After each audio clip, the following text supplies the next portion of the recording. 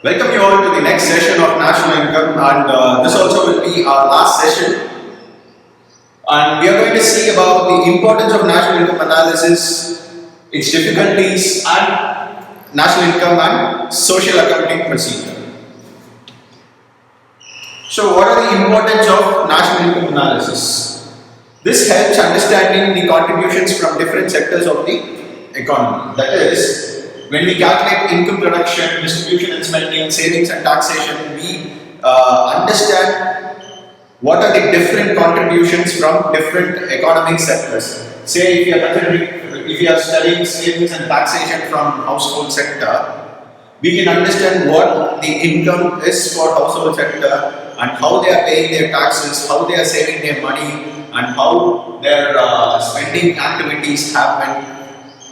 So basically, what national income analysis helps is it helps us understand the entire economic process through various terms which we have in the national income analysis, like gross domestic product, gross national product, net national product, GDP deflator, etc. These are used to help formulate national policies, to formulate plans, and this also helps in making economic models for short run and long runs. This also helps us with understanding the economy throughout the world. It can be international, it can be between regions, or it can be between temporal sectors. And we study the growth of these economic areas during a certain period of time. Per capita income reflects economic welfare, provided income is equally distributed. We already know what is per capita income. Per capita income is nothing but gross domestic product divided by the entire population. So, only if income is equally distributed, any per capita income value that we receive will be an indicator of economic welfare. Take the case of the value which we have from 2018, which states that per capita income in India is about $2,100 per year, which is close to about 1,40,000 in Indian currency. This per capita income reflects economic welfare statement will hold true only if economy is distributed equally. But that is not the case in our country today. We have people at higher slabs of income, we have people at middle class income, we have people under the poverty line. So, this statement will not hold true in any economy around the world. Distribution of income for the various factors of production can also be understood through national income analysis, because the various factors of production, which are land, labor, capital and organization, we understand what are their expenditure or what are their savings and consumption values using GDP at factor prices. And this also helps at arriving at various macroeconomic variables like tax GDP ratio, current account deficit against GDP, and fiscal deficit against GDP, our debt against GDP, etc. Next, we are moving on to the difficulties in measuring national income. In India, we still have what is known as barter economy in some places. What happens basically in barter economy, as we're seeing from the previous chapter, is there is no money exchange involved in barter economy. Only goods are exchanged. So, in that particular area, we cannot value how much output is there in every year. Based on this barter economy, we also have uncentralized economy in our country, which also is another difficulty in measuring national income. Transfer payments, which is the first one. Pensions and unemployment allowances, subsidies, which are basically government expenditure, are not included in national income because they are paid without adding anything to the production process. These transfer payments are basically for work done in the previous years and not in the current year for which we are calculating national income. And again, interest on national debt is also not included in national income analysis because that is also paid for something that was done previously. The second one is it's very difficult to assess the depreciation allowance. What is depreciation allowance? It is nothing but the allowances provided for any capital goods in the country at a period of time. It is very difficult to assess at what percentage rate we have to calculate depreciation every year. So that is one of the major difficulties in measuring national income. Unpaid services. So basically, there are endless number of unpaid services in any economy. Say for example, a mother provides care, a mother does some work for the kids without expecting anything in return. So that is sometimes the work done by a mother brings some value to the economy. Similarly, if you see services rendered by friends to other friends, which gives out value but it is not calculated since it's between friends. Similarly, painting, singing, dancing, there are endless number of such things which happens on the manageable or measurable economic scale, but still they are not calculated. In that case, it will be very difficult to add all those values to the national income value every year. The next one is income from illegal activities. We all know smuggling happens in all the economies. We know gambling takes place without government's approval everywhere. And in both these cases, there is value exchange happening. Take the case of smuggling. We all know there were a large quantity of sandalwood smuggling about 10 years ago. In that case, huge amount of value was transmitted or transported from one area to the other area. But all those things, they could not be considered in measuring national income because their value is not proper unless and until those smuggled goods are confiscated. Similarly with gambling. All these things goes into the pocket of the private smugglers or gambling companies. The production for self-consumption and changing price. What this means is production for self-consumption. We have farmers in our country who set aside a part of their production for their own consumption. And all these goods that are kept for their own consumption does not come into the value that they are selling out.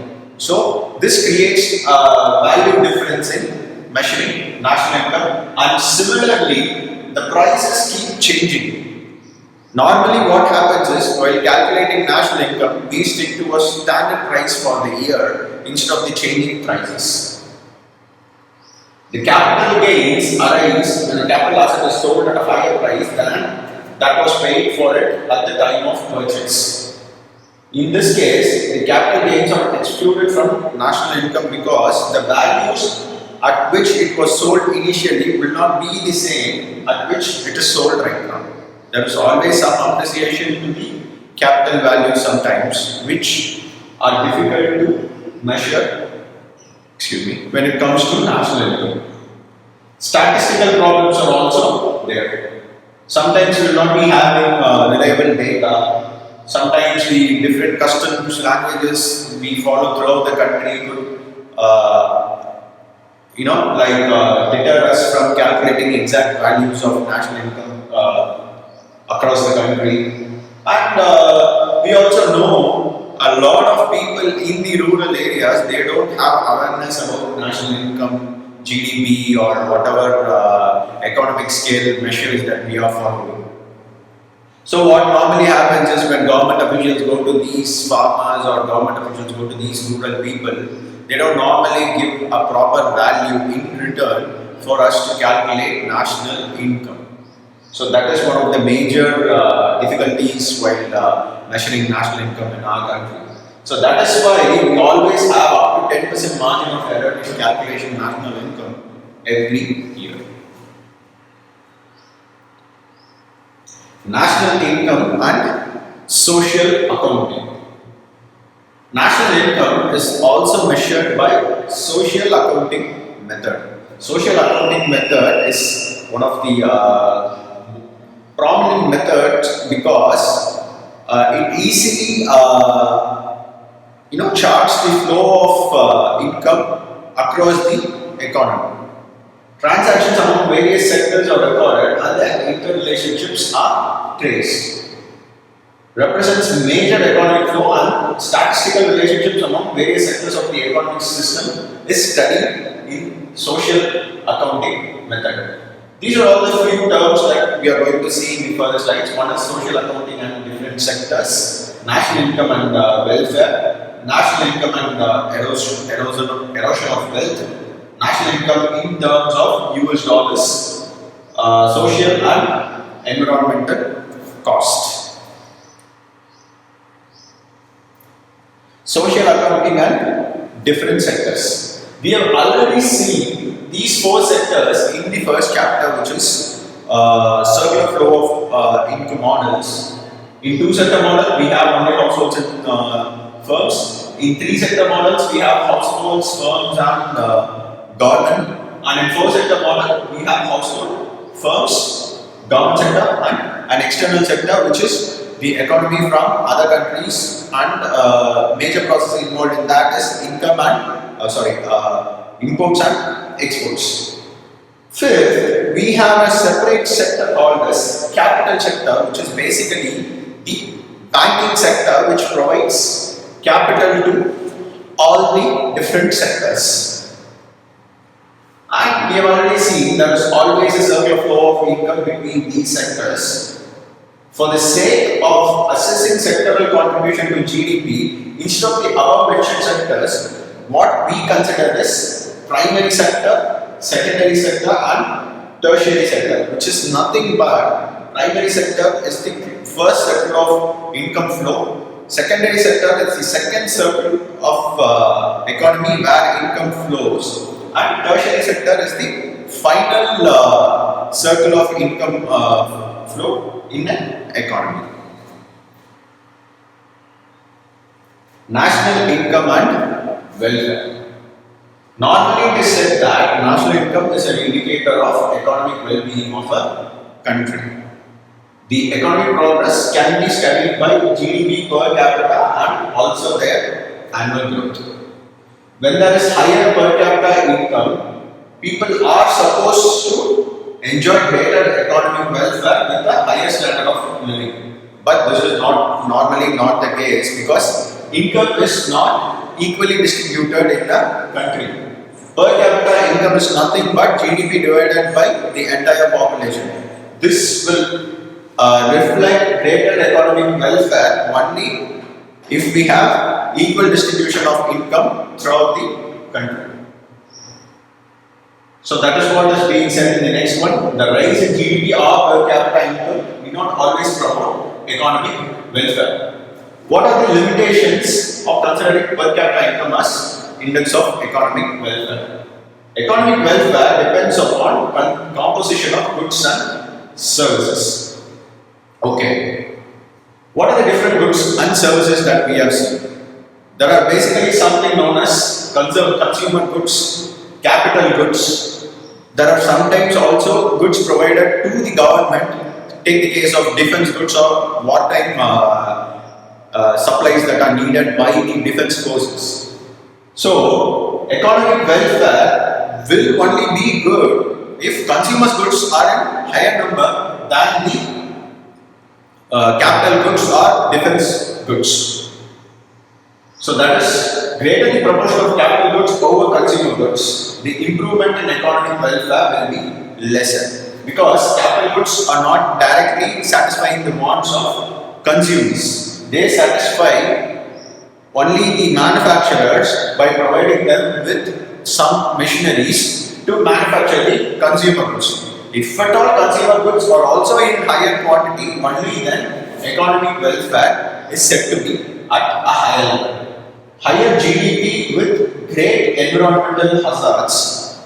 Yeah, so if there is great environmental hazards, it's not going to bring about economic welfare. Similarly, as we have seen before, the production of war goods will increase national output, but it does not necessarily increase welfare, because all the war goods produced in a country is going to be used up in wartime effort, and it's not going to help with consumers in the country. Sometimes forced labor can also increase national input. Take the case of slavery practiced in centuries ago, where it was supposed to increase economic welfare, supposed to increase national input, but it will not give economic welfare, because people who go into forced labor, they don't enjoy any economic benefits. So that is why instead of national income, we are seeing some term called this physical quality of life index, which is in short form known as PQLI. This is a better indicator of economic welfare because it includes standard of living of different people in different economic slabs, and it includes life expectancy at birth. What is life expectancy at birth is? This is the value of how much people or how much children are living at birth against how many deaths occur at birth, and we are also including literacy into it. So this comprises of all the basic necessities of human beings, and that is why we are using the term physical quality of life index instead of national income to calculate or to measure what economic welfare is in the country. National income and erosion of wealth. Sometimes we deplete a lot of natural resources in order to gain a higher GDP. Take the case of paper production. Every year for paper production, we cut down a lot of trees to manufacture paper by using the pulp from different trees. If at all these natural resources are not increased again, this depletion will always set and will be a reduction in our national income and our economic welfare. So, as we have seen before, if those trees are not replanted again, or if those depletion is not offset again, there will always be reduction of potential for future growth. Suppose if you don't replant, we will not be having plants, or we will not be having trees in future for paper production. And when there is no plants or trees for paper production, there will be a low output, or the national income will reduce, and that is what is meant by when you erode the natural wealth, you will not be getting national income increase, or you will not be getting proper economic welfare when there is erosion of wealth. While assessing national income, loss of natural resources should be subtracted from national income, because unless and until you replenish the natural resources, there is always a degradation, and there is no chance of new growth from the same depleted natural resources. National income in terms of US dollars. Normally, sometimes the Indian national income is expressed in terms of US dollars. When we consider the same with US dollars, in terms of US dollars, the national income always looks very meager. What we do in this case is, we add something called a purchasing power parity method, which helps us understand the value of the same product that we can get with the same amount in US against the amount that we will be paying for the same commodity in India. When we take this purchasing power parity value, it helps us better in understanding what our national income level is against the different countries around the world. Social and environmental cost. While producing economic goods, we also sometimes have to manufacture goods that are not good to the environment. Take the case of cigarettes. Cigarettes, they don't provide any environmental benefit, or it also does not provide any social welfare. But in the same way, it gives some value as an economic good. So, even though they provide economic value, they are still bad to the environment and also back to the social culture in the country. This is the case again with alcohol, and there are some even there are some textile products in which dyeing happens where if the water is not sufficiently processed and if the dyed water is let out into the nature, it once again depletes the environmental nature of our country. So that is why when considering national income, we also need to understand what cost we are paying to the environment to manufacture these economic goods. So with this, we come to an end of national income analysis. These are some of the these are some of the important questions from the topics that we have covered today. Thank you.